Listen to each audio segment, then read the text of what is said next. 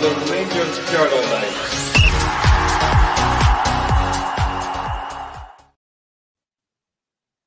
Good afternoon. Welcome to the Rangers Journal match reaction for Dundee United versus Rangers, which took place at 12 o'clock today. I'm David Tominey, and I'm joined today by Cammy and Ross. First of all, how you doing, Cammy? Good to have you on. Thanks for giving up your time. Aye, no hassle, mate. Just pleased that we're 3 points and one of those 3 points and up the road sort of days. Yeah, most definitely. And we've got Ross, who's a bit newer to the podcast. So welcome, Ross. Again, thanks for giving up your time to come on. How are you today? Better now that the full-time whistles went. I think it was a little bit too close to call at the end. But, you know, like you say, chips and ham. Yeah, that's it, definitely. So we'll start off. The final result was 1-0 to Rangers. As Ross and Cammy have said, 3 points and up the road is the most important thing. But we'll start off with the starting lineup when that came in. So we had Butland, Tavernier, Suter, Proper, Yefte, Diamande, Barron, Lawrence, Dowell, Oscar Cortez and Dessers. So I'll come to you first, Cammy. When you first saw that starting lineup, what were your initial thoughts on that? My initial thoughts were I thought nobody's going to have predicted that in the preview, to be honest with you. But to be honest, I didn't expect a lot of the new players to start. Obviously, it was found out that Cherny had an illness, which I think he would have started instead of Dowell. So for me, I would have loved to have seen Bajrami starting instead of Tom Lawrence, but obviously, as often happens when you're critical of a decision, the person comes up with the goods and probably could have scored more. So I wasn't as hysterical as many people in the hour before kickoff, because I just don't see 3, 4, 5 new signings coming in to a game against Dundee United away from home. You know, so. We are where we are with regard to the squads, and you know, I think we've got the win. That's all that really matters, to be honest, Tomo. Yeah, and for me, Ross, I think the biggest surprises was maybe Cortez starting and Dowell starting. Possibly Dowell was a late sort of replacement for Cherny. What were your thoughts on the starting lineup? I wasn't as Cammy, to be brutally honest with you. I was like, this is just, I have no idea where he's going with this. I mean, at the end of the day, I suppose it does work, but you know, we did see Cortez coming in, but he did say that he'd played 60 minutes in a bounce game during the international break, so he's clearly fit enough to play, which is good, I suppose. But Dowell on the right hand side, I was like, he's maybe the third or fourth choice for that position, but you know, he was obviously having an idea that he was maybe going to tuck in a little bit more than Cortez. Cortez would hug the wing with Jefte, and you know, but Lawrence in the 10, I think we've been really critical of him. We all want to see Bajrami play because he's the kind of big 10 that we've signed. But at the end of the day, you know, Lawrence shuts up. I think Lawrence had a good game. He scores the goal. He could have probably had a hat trick if things go his way. So at the end of the day, you know, you can't argue with the manager's performance when at the end of the day we've won. Yeah, I've people that watch this podcast will know I've been a big critic of Lawrence. He's got the ability. I just don't think he's got the legs that he used to have. But I totally agree with you, Ross and Cammy. He put in an excellent display today. So we started the game in the preview yesterday that we'd done. I highlighted that we were unbeaten against Dundee United in the last 5 games, consisted of 4 wins and 1 draw. We started off, Cammy, really positively on the front foot. What did you make of that first opening 5-6 minutes? Were you happy with the energy that was being shown?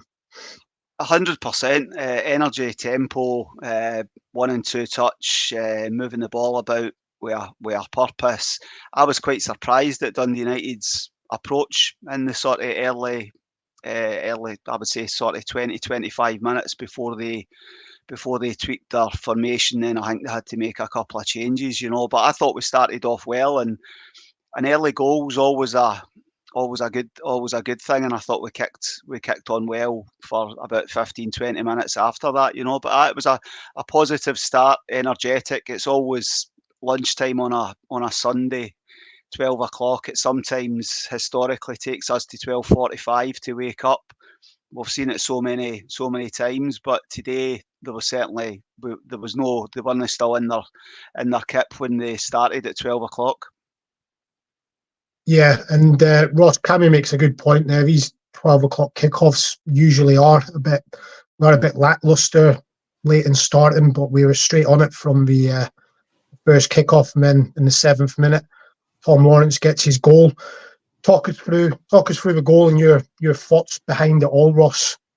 I think but like you say, the start of the game, we started really well. Quick 1-2 passing. The guys, probably for the first time in a while, we've had that. Apart from the Ross County game, we've had that consistent look that the guys look like they've played with each other, which I think for a long time you could say that they look like they've never seen a football, they've never been on a football park with each other before. So it's a quick passing. Dundee United did play the kind of back three, dropping into a 5, compact the midfield, and we were able to pass through them. Tom Lawrence does what I think a good 10 should do, is take the ball and drive. When don't get me wrong, he gets the break of the ball, but there's 3-4 guys running about him. All you need is a break of the ball. He commits the goalie. There's guys that are out of position, thinks it him. It's a great finish. You couldn't really ask for any more, especially for a team like us, and because we are notoriously bad 12 o'clock, half 12 starters.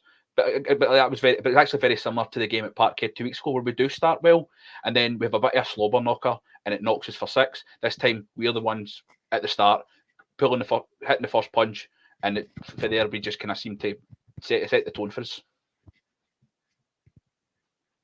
I thought the interplay between the front 3, front 4, you got Dessers up front on his own, but the 3 just behind him, Cortez, Lawrence and Dowell, that opening sort of 15 minutes, they looked like they were really interchanging positions. They weren't just stuck, and that gave us a lot of width, especially out left. In that first 15-20 minutes, Cammy, what were you making of Utd and Oscar Cortez's performances? Really seemed to link up well, and there was a lot of space down that side. Yeah, positive signs. Jeffy's got a lovely left foot on him. Offers us a lot, and I thought he had a solid game, But I think there's positive signs. I think regardless of whether it's Jeffy or Yilmaz with Cortez ahead of them, I think there's combinations there that could bear fruit moving forward. So that we whipped in a few lovely crosses. Jeffy Cortez, I still think he's finding I think after a couple of muscle injuries, there's probably a bit of tentativeness in his play and what have you. And I think the more he gets minutes under his belt, the more confident he will become and offer us more in a sort of creative sense. But I thought the two of them showed real positive signs in that early stage. Yeah, and Ross, that first 20 minutes or so, we probably should have had another goal, maybe even 2 more. Were you expecting us to go on and score 3-4 in the game, or were you expecting a little bit of a bite back from Dundee United at some point? I think we all putting our kind of neutral specs on. I think you could expect that Dundee United, this is a big game for Dundee United, it always has been. They would come back out, they'd probably try and weather a bit of a storm, and that it would have been up to us. It really should have been up to us to, kill the game within half an hour. We really could have, if we did 2 or 3 within the first half hour, I don't think Dundee United could have had much to argue with. But it's the one things that we're talking about is this inability to kill a game off. We really need to be more clinical. When Dessers gets partners and runners off him, I think he's really good. He's not good at trapping the ball, but I think his first touch link up has always been pretty decent. The frustrating part is when there's not runners off him. I think what we done with Lawrence today was we moved him closer towards Dessers and gave him an out ball, and we brought in, and you've seen it more in the second half when we bring on Badrami. I don't think Dowell done it as well, but at the same time, I think we really should have. We couldn't have been like Dundee United couldn't have been angry if they had been, you know, at least another goal down. I think we really should have got more out of it. Yeah, and I've just put a question up there that Paul has asked regarding Dowell. My personal opinion, I think in the opening stages, I thought he showed well and interlinked with Lawrence and Dessers and Tavernier to an extent. As the game sort of went on, I think he faded out of it. Whether that's match fitness, I don't know, but I thought he faded out of it. Cammy, you got any opinions on Dowell? No, I think that's echoes my thoughts, to be honest with you. I don't think he's been part of the planned starting 11. I think Cherny, they said, was feeling ill after training yesterday, so they've probably done all the preparation with Cherny on that right hand side. Dill looks like a guy that hasn't played a great deal of football, to be honest with you. Had some limited positive moments and what have you, but I don't think he was terrible, but I don't think he played probably the level that he would hope, you know. So it was one of those. I think he wanted a left-footed player. He likes that left-footed player playing in that sort of right-sided position, and that's, I think, the reason why Dill was involved. But as I say, it was probably a 6 out of 10 performance at best for him. Yeah. As the game went on, Ross, we got to about 23, 24, 25 minutes, and we just seemed to start becoming sloppy. There was one where Barron had the ball in the middle of the park, and he's chipped it out wide to Tavernier, which was a fairly simple ball, and he's overhit it. And that seemed to just galvanise Dundee United a little bit. What was your take on us halfway through that first half, and maybe giving Dundee United a little bit of incentive, a little bit of encouragement to get back into the game? Yeah, absolutely. Like, that's what we're talking about, is that probably the fact that it got to that point and we hadn't scored another, of course you're going to get that kind of galvanisation. You're going to say, listen, we're still in this, and it takes a mistake, and we're probably a club that's notoriously bad for, you know, as a mistake gets made. There's a couple of incidents with, you know, between the goalkeeper and the two centre halves with a kind of passing it, holding on to the ball too much, and then the passing out is sloppy. All Dundee United had to do was press their three up, and we were in kind of panic stations time. And then, you know, you give away silly corners, silly throw-ins. Dundee United, once Cammy said, once they changed their shape especially, were really just playing for long throw-ins, corner kicks, and you know, set pieces close to the box so they could get their big guys up. And once you do that, once we start playing into their hands and that's what they want, then that's their game plan. They just know that if they can keep doing that, we've got a bit of a mistake in us, and they might get something out of it. Yeah, I think that's a fair comment, Ross. As we're sort of getting towards half time, Cammy, little bit of a contentious moment. Dundee United player has gone in on Barron. Referee has seen fit to give him a yellow card. What was your take on that? Do you think yellow card was right, or do you think the boy was lucky not to see a red? I think this is where we had a lot of conversation in the chat yesterday about officials and refereeing inconsistency. I think they showed it at half time today that there was a red card in I think it was the St Johnstone Hibs game yesterday. The boy picked up a red, and then the challenge today, they're similar sort of tackles. One gives a sending off, and the other one's a yellow. I think if there was a card in between yellow and red, it's probably that, you know. But I think Connor Barron's fairly fortunate that he didn't come off with that. But it's a definite yellow. It's one of these subjective ones. I just get frustrated by refereeing inconsistencies, whether that's handball, how they interpret certain tackles, you know. So I wasn't screaming that's definite red. It wasn't it could have been I wouldn't have been surprised if it had been a red, but equally I wasn't surprised it was a yellow, if that makes sense. Yeah, no, get what you're saying. And Ross, have you got any thoughts on it similar to Cammy, or do you think it was a red card? I mean, it's one of those ones that when you see with the opposite angle, your justification for the red is that he goes in with the studs up, and it's maybe a bit reckless. The legs out. He does probably pull his foot in, and that's probably why he doesn't get the red. But like Cammy says, you've got the inconsistency of the referee, and a similar challenge yesterday at Easter Road, and that's all we're ever asking for. And I'd be honest with you, I would, obviously being biased, I would want the red. But when you look at it from subjective point of view, you're like, right, fine, he's given the yellow. But considering what Don Robertson gives yellow cards for later in the match, I think if some of these challenges are yellows, that's a lot more than a yellow card. But like you say, if it's if you want to call it an orange card, an in-between card, fine. But we don't have that. And considering, like I say, some of the tackles later in the game, I'd be screaming if it was another situation, he could have seriously hurt him.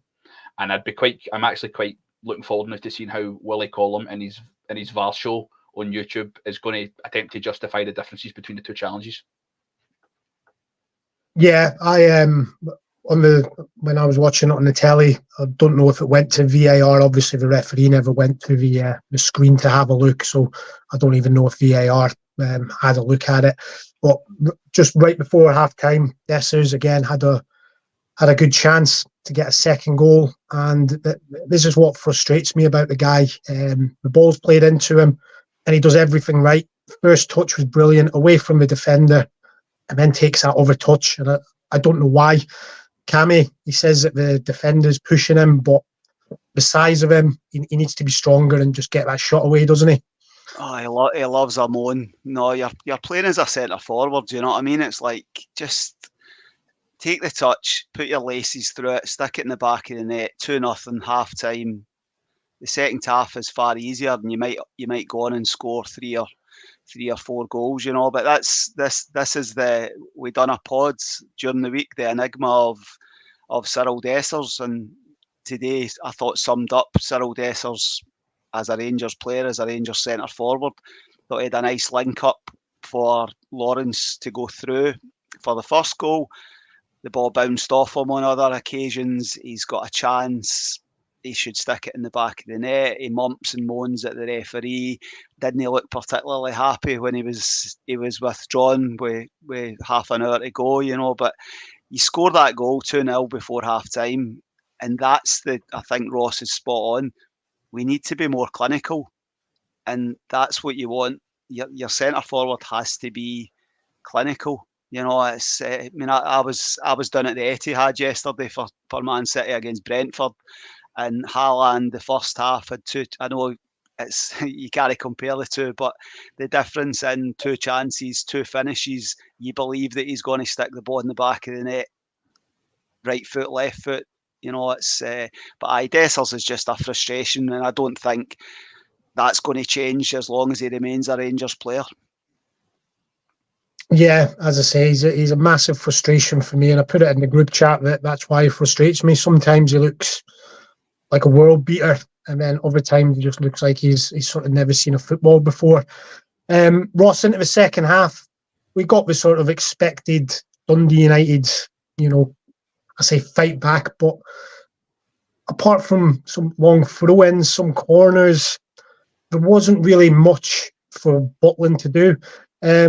We've been a little bit critical on the pods recently about the transition and how we get broken up and the defence being got at. What was your take on the defence today? How did you see that back four working?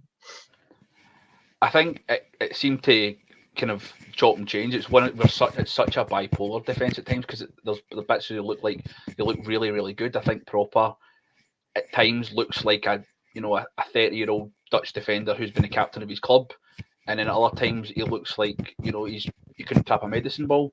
I think Souttar's the same. I like Souttar, and I think we all like Souttar because he's a good Scottish centre half and he can pass a ball, but he's still prone to this kind of these kind of brain farts now and again. I don't know if they maybe have an issue with the fact that Jack Butland's been out of form. We've always known how a good goalie can inspire confidence in a defence, and vice versa, about how a good defence can inspire a goalie and say, listen, it's all right. If they make a mistake, I'm going to be there, and vice versa. The Taverniers, on the Tavernier side, I think sometimes it's just he's so far too many times caught out of position. His man could be. I think the boy, is it Tripanovsky maybe, the number Mhm. 7. You know, I think if he had a little bit more quality, he wouldn't be at Dundee United, but if he had a bit more quality, he could have really, really caused us some issues on our right hand side. And Jeff Day on the left, I think we know what we're going to get from Jeff Day as a really, really good attacking fullback. Sometimes a bit suspect in the defence, but I actually thought today he was one of his his better defending games. I think at times he was quite smart trying to play the ball out. There's one in the second half where he tries to bounce it off the guy for a goal kick, and it comes back off him for a corner. That's the kind of thing that would normally, like I said, Dundee United were probably playing for us to make a mistake. But overall, I think the defence was all right. Mm-hmm. And Cammy, the second half, as I say, we didn't really look in too much trouble, but what was your thoughts about Dundee United maybe getting a bit of a better foothold in the midfield battle? Is it that they just grew into the game? Are midfield tired, or do you think players need to just have a bit more for the 90 minutes? I think Diamandi maybe tired, Lawrence maybe tired. I don't know. What was your thoughts on that? I just think that we've seen these sort of games so many times. You know, I think they mentioned in commentary our away record in the last wee while hasn't been great, and I just think you need to put games to bed. You make the game far easier if you're 2 goals up. Just to reply to somebody in the comments who's given me a bit of stick for mentioning Haaland, I'm talking about a clinical striker. You know, I'm just talking about an experience that I watched a clinical striker. You're not going to replicate Haaland in Scottish football, but look across the city at what they've got. Kyogo gets one chance and sticks it in the back of the net. Dessers takes 3 or 4 chances to stick one in the back of the net. That's the difference. Say this game ends up 1 each, you know, but Dundee United, I just think it worries me when it's 1-0 and they're getting corners and throw-ins, and the longer it goes on, you just know what's going to happen. I thought, without saying we settled for 1-0, because we did create a few chances in the second half. I don't think the intensity and the sort of passing that was there in the sort of opening 20-25 minutes continued, you know. But I think if you score the second goal, you make the game far easier. Yeah, and in that second half, Ross, Lawrence had a good chance to make it 2-0. He's bundled his way through and has unfortunately just stuck it over the bar. We got the introduction of Igaman for the last 20 minutes or so in place of Dessers. First thing he done near enough was bring the ball down on his chest, run at the defence, set in Lawrence, and to be fair, it was a really good save from the goalkeeper. What did you make of Igaman when he came on, Ross? I've been waiting for a centre forward like him for a long time. You say that the first thing that he does is trap the ball and set up a guy. The second thing he does is pull the ball out the sky again, trap it on his chest and turn. It just makes such a difference when you've got a guy. He's obviously young, he's raw, but he's got so many good attributes that look like we've missed in a centre forward for a long time. You know, he's decent with the ball at his feet. He can run. He's powerful. He can hold a player off. He sets up one as well in the second half. I think it's for Diamandi in the second half when he splits the ball between the centre half and the left back or the left-sided defender. And it's some passing. If that's your number 10 doing that, you'd be like, what a pass. That's what he's there to do. But it's a 20-year-old centre forward who doesn't speak the language. He's only been here for a couple of weeks. And he's doing that. That's what you want. You want guys to come on, make an impression, and you get fans buying in to it. People were talking about his cameo at Parkhead a couple of weeks ago, saying that he's got attributes, and that's good. But you know, at this time when the game was different, we were under a bit more pressure. At 3-0 at Parkhead, game's done. Do you know what I mean? You can go out and do what you want because game's done. But it was different. We needed him to be an outball, and he was. It was everything we could have asked for from a centre forward at that point in the game that I don't think we would have got had we persisted with Dessers. Yeah, I agree with you. I thought it was a very promising 20-minute sort of cameo, and I personally don't think it'll be long before he's in the starting lineup. And Cammy, our other new signing, came on at half-time. Bajrami wasn't massively involved in the game, but what were your thoughts on his first game for us? just firstly echo the thoughts on Igaman. I thought he done very well. It's funny how we get excited that somebody as a centre forward does the basics of holding the ball in and all that sort of stuff. You know, I still pine for Alfredo at his peak. You know, I want an Alfredo clone to come back and be our centre forward, and if he turns into that, then if he turns into be half as good, great. Bajrami, I think it'll do him the world of good, to be honest, to get the 45 minutes. I think he's obviously came off the back of a couple of internationals. I think both those players, start next weekend against Dundee. I think it's the ideal. You get Igaman as the centre, and you get Bajrami playing in behind him. I think it could be exciting to see that as a pairing moving forward. And I think you spoke earlier on about Lawrence playing closer to Dessers. I think if you could get the same going with A2, but I don't think he done anything spectacular. You know, he's obviously played off the left hand side for his country. I think he done that, but we weren't really attacking with the same purpose that we had in the opening 20-25 minutes. But it'll do him the world of good to get the minutes under his belt. Yeah, and the game really just sort of petered out towards the end. I thought we finished strongly, Ross. We didn't really make any more chances.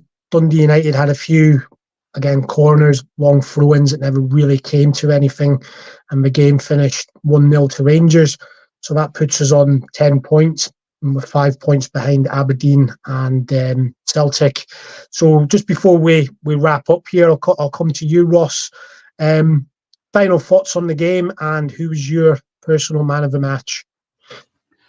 I thought it was a game that we deserved to win. I thought we were infinitely the better team overall. You know, Dundee United decided to do that old Scottish thing of let's just get free kicks and, like I say, free kicks and long throws, and we'll try and nick a goal. But we were deserved winners in the end. And I think the only sad thing is, that, which we've said a long time as a support, is that we should have had the game killed off with half an hour to go. We shouldn't have been bringing on Igamani or Bajrami to help us shoot the game. We should have been bringing them on to let them properly show what they're about, and give us something to really get excited about. But I think we are. After all, I think we can watch Bajrami and see that he's a good footballer. Igamani's raw and get talent, and it's something to look forward to in the end. In terms of a man of the match, I'm probably going to give it to just something different. I'm going to get you Jeffy. I thought Jeffy had a good game at left back. I thought the front three of Dundee United wanted to really try and play against the weak spots, and I thought Jeffy dealt with it really, really well. Excellent. Yeah, I can't argue with that. I thought Jeffy had a very good game, and my personal thought is that Ridvan is going to have a bit of a struggle to get back in there. Hopefully, he keeps building on that week in, week out, and goes into our first team regular. Cammy, same to you. Final thoughts on the game, and who was your man of the match? Just a wee bit frustrated that we didn't, the chances that we did create, that we didn't make it a bit easier in the sort of last 15-20 minutes. But just because I've seen this movie, we've all seen this movie so many times, where you don't get that killer second which allows you to go on. But the main thing is we got the 3 points. We handled, it felt like a lot of set pieces, corners, free kicks, long throws, all that sort of situation well. I thought John Souttar had a decent game. I thought first half, and I thought the 90 minutes, I thought he was solid. Jeffy was solid without offering a huge amount going forward, apart from the spell early on with Cortez. I thought Connor Barden, started well in the sort of opening 20-25 minutes. Igaman, I think it's very difficult to have a man of the match sort of thing. I think there was 4 or 5 pretty good performances, but I would probably go for John Souttar as my man of the match. Okay, and from me, I echo what you both say. I think it was a good 3 points. Obviously, would have preferred a lot more goals, and the game being a little bit more easier. But unfortunately, that's the way it goes. I thought we looked a little bit better. And it's a good start to our run of games that we've got going now, getting people back from injury. Personally, as I say, I've given him a lot of criticism in the past, but credit where it's due. I thought Lawrence was my man of the match. Thought he could have had a hat-trick, and he's tracking back. He was all over the place. I thought he had a very good game. So that has been the match reaction for Rangers. Tom, can I quickly just agree with Willie RFC's comment about Don Robertson? Oh, yeah. Yeah. You know, we obviously had the conversation early on about the challenge on Connor Barron. As somebody who was just putting a builder bet on for the Tottenham Arsenal game, and I was sticking yellow cards and all that sort of stuff, see the way the second half was going on, I thought Don Robertson had a builder bet on, because some of the yellow cards were just absolute nonsense. You know, it reached a stage where the commentary, they were talking about Butland taking his time overtaking like a free kick or something, and then he's already on a yellow. It wouldn't have surprised me if the referee had gave him a second yellow card. Some of his decisions and refereeing standards are absolutely honking.